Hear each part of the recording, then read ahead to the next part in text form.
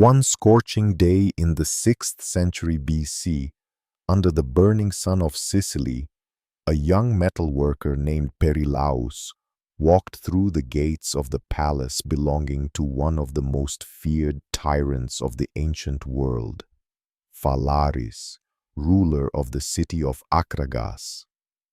This wasn't just any king. Whispers claimed he dined on infant flesh and turned executions into theater. Whether those stories were true or not didn't matter. Just hearing his name was enough to send shivers through a crowd. But Perilaus wasn't there to plead for justice or spark a rebellion. He came bearing a strange kind of gift. Not gold, not weapons, but something made of metal. A creation shaped in the only language Phalaris truly understood: pain. Under a thick cloth, Perilaus revealed a gleaming bronze statue catching the midday sun. It was a bull, majestic, muscular, smooth. But this was no ordinary sculpture. It was hollow, with a small door on its side and a complex network of pipes running from its belly to its mouth. With calm voice and eyes full of pride, Perilaus explained his invention. "Your Majesty," he said, "this is not just a means of execution, it's a performance. The condemned is placed inside. A fire is lit below, and as their body roasts, their screams travel through the pipes, transformed into the roar of a living beast. The nostrils were fitted with vents for aromatic herbs, so smoke would pour out as if the bull was breathing, alive." Phalaris remained silent. No nod, no smile, just eyes locked in thought. That silence weighed heavier than a verdict. But then the tyrant spoke. Just one sentence. "Let me see it." "Get inside." Perilaus froze for a moment. Hesitation. Then he nodded. Pride overtook caution. He stepped in, curled up inside the chamber, and began to scream, pretending to be in agony, mimicking death. Outside, the sound echoed through the pipes exactly as promised. Distorted, guttural, horrifying. But Phalaris showed no reaction. Then, almost bored, he whispered, "Now do it for real." Without another word, the door slammed shut. The guards lit a fire beneath the bull. Flames licked at the metal belly, and within seconds, it began to heat. And then, it roared. For real. At first, everything remained calm. But only for a moment. This was the silence before the storm. Phalaris, still seated on his throne, never looked away. For him, this was more than punishment. It was ritual, a display where flesh and soul were stripped simultaneously. Inside, Perilaus began to feel it. The heat crept in. His screams shifted from acting to truth. Skin blistered. Sweat, blood, and tears steamed into the air. And the invention he'd so proudly built worked perfectly, turning his pain into monstrous roars. The sound outside chilled every bone. It was no longer human. It was the cry of a beast in agony, trapped and dying. And mixing with the air, sweet-smelling incense from the herbs Perilaus had added to make it more refined. Now, that fragrance mingled with burning flesh, a contradiction so grotesque that some servants turned away in horror. But not Phalaris. He remained fixated, like a man listening to a symphony, not with his ears, but with his power.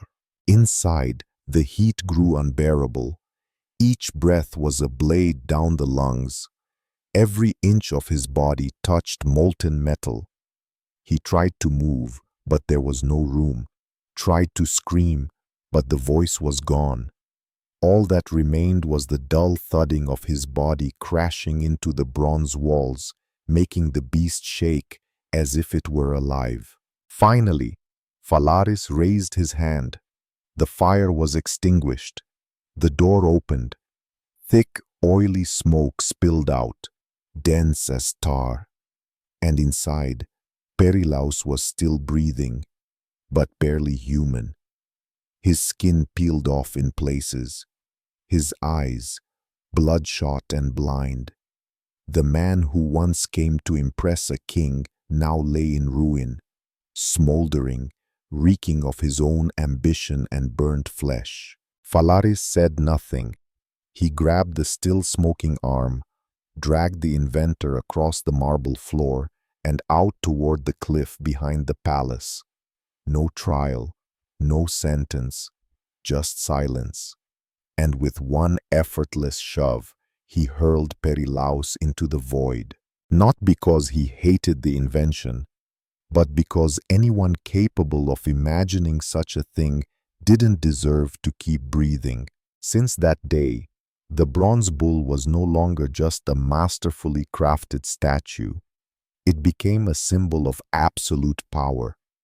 A killing machine, yes, but also a lesson carved in blood and iron. Each time someone was pushed inside, the city would begin to murmur. No one cared whether the victim was a traitor or an innocent. The moment the bull roared, silence followed. Phalaris had discovered the formula for ruling, not through justice, but through fire. Under his iron fist, Akragas turned into a city of hush. The streets no longer echoed with children's laughter, and the houses dared not weep, because no one knew when their own breath might become the next scream in the night. The bull stood in the center of the plaza, majestic, polished and mute, but everyone knew it was a tomb for the living. Rumors spread that on moonless nights, the bull still let out a roar, even with no fire lit, as if it remembered, as if the souls of the burned had never left. But no regime lasts forever. In 554 BC, the people's patience reached its limit.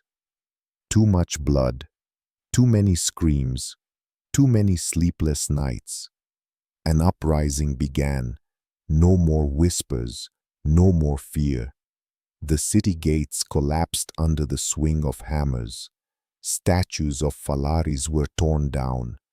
And he, the man who had burned others to teach obedience, was found curled in a hidden chamber, wrapped in silk, trembling like a child. No more commanding voice, no more gaze that killed hope. He was now a prisoner of the very fear he had cultivated, dragged to the square, where the bull still stood, silent as a blind god. Many demanded his execution, by beheading or crucifixion. But one voice rose from the crowd, firm and cold. He must know the hell he created. Phalaris was shoved into the belly of the bull. No defense, no verdict, not even a look of pity. The door slammed shut with that same echoing metallic sound as before. But this time, no one shuddered, because everyone knew the monster inside was now him. The man who once orchestrated executions was now the one lighting the fire, slowly, deliberately, as if performing a ritual. No one spoke, no one cried, only the dry clicks of flint on stone. The first flame rose. The metal began to heat. The silence grew suffocating. And then, the banging, heavy, low, coming from the bull's belly. Phalaris, once smiling at others' screams, now pounded against the brass, searching for an escape that did not exist. 3 minutes passed, and the roar came. but it was no longer someone else's. It was his. The pipes transformed his human cries into bestial howls, but this time no one was afraid, because now the monster wasn't the statue, it was him. The metal changed color, from gold to red. Smoke hissed from the bull's nostrils. A stench of burning human fat mingled with metal. Some turned away, some wept for justice, but no one objected. Everyone felt it. This was the only sentence Akragas ever needed. Inside, Phalaris tried to stand, but there was no room to move. The space was too tight, the heat too high. Every motion pressed flesh to the searing brass like boiling porridge spilling over. He screamed, he begged, but his voice vanished into the pipe system, leaving only savage howls like a beast being skinned alive. After 5 minutes, he collapsed, his face pressed against the blazing brass. The roaring weakened until silence returned once more. The door opened. No body remained. Only scorched flesh, cracked bones, all fused to the metal surface like a horrific painting. No prayer, no funeral. Only one phrase passed down through generations. He who plays with fire will burn with it. Not long after Phalaris' death, the bronze bull was removed from the public square. Some wanted to destroy it. Others believed it should remain, a warning to all. But the people of Akragas chose differently. They sealed it away atop a hill, buried under stone and earth, like interring a demon. And yet, they say that on certain nights, when the sea wind blows inland, you can still hear a faint roar rising from beneath the ground, as if the beast remembers, as if evil never truly dies. The death of Phalaris wasn't the end. It was the beginning of a legend. The tale of the bronze bull didn't stay in Sicily. It traveled across borders, through forests and over oceans. It was told in Greek forums, Roman libraries, and even scrawled into dark medieval manuscripts. Some said it was fiction, a grotesque exaggeration meant to vilify a political enemy. Perhaps, but others swore they'd heard the bull's cry in dreams, that it was real, not in metal, but in memory. The ancient historian Diodorus Siculus was the first to record the story, centuries after Phalaris had turned to ash. In his version, the bull didn't just burn, it sang of human misery. And even then, people doubted. Cicero, the great Roman orator, once claimed Phalaris was not a monster at all, but a philosopher king, a patron of arts and culture. To him, the bronze bull was nothing more than political slander, a myth born to glorify the present by demonizing the past. But the story didn't end in Sicily. In the 1st century AD, under the Roman Emperor Domitian, a man named Antipas of Pergamum was reportedly sentenced to death in a bronze bull for performing exorcisms in a region where demons were worshipped as gods.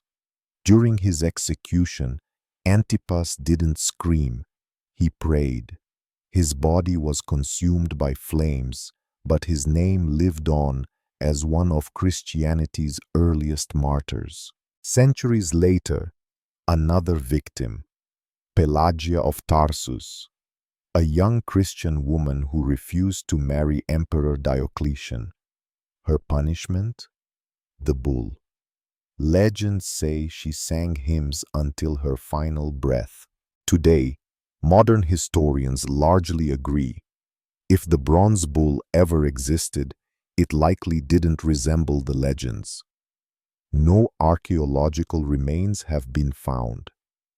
Details like sound-transforming tubes and jewel-like bones seem more like dark poetry than fact. And they're right. Human bones don't sparkle. They burn, shatter, and turn to ash. What terrifies us isn't the shape of the bull, but the idea behind it. That pain can be engineered, that death can become theater, and that humans at their core don't need metal to burn each other alive. In 1972, during Thailand's military dictatorship under Thanom Kittikachorn, hundreds, perhaps thousands of dissidents were thrown into oil barrels turned into makeshift ovens. These had air vents. Victims were beaten unconscious, drenched in gasoline, and set on fire. They are remembered now as the Red Drum Massacres. Drums that didn't echo music, but screams. Further back, during the Holocaust, there were trains that didn't stop at stations. They rolled toward trenches filled with fire. Bodies, living and dead, were doused in fuel and burned together. There were no pipes, no incense, no illusions, just raw, industrialized horror. And so the bull still roars. Maybe not as a statue, maybe not as bronze, but the principle that birthed it lives on. When we turn death into a message, when we turn suffering into instruction, when cruelty becomes ritual, we are Phalaris. We've replaced bronze with concrete, fire with bullets, screams with silence. But the core remains, because the most terrifying truth is this: we don't need the bull to be cruel.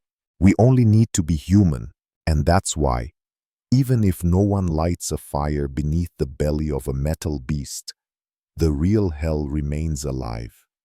In our history books, in our headlines, in the spaces where silence lives. Because somewhere, always, someone is blowing softly on the coals, just before the flame returns. If you still have the stomach to explore the darkest corners of our past, click the video on the left to learn about the slowest and most humiliating execution ever conceived. And if you don't want to miss the cruel truths history tried to bury, subscribe now by clicking on the right. History does not forgive, but you can learn from it.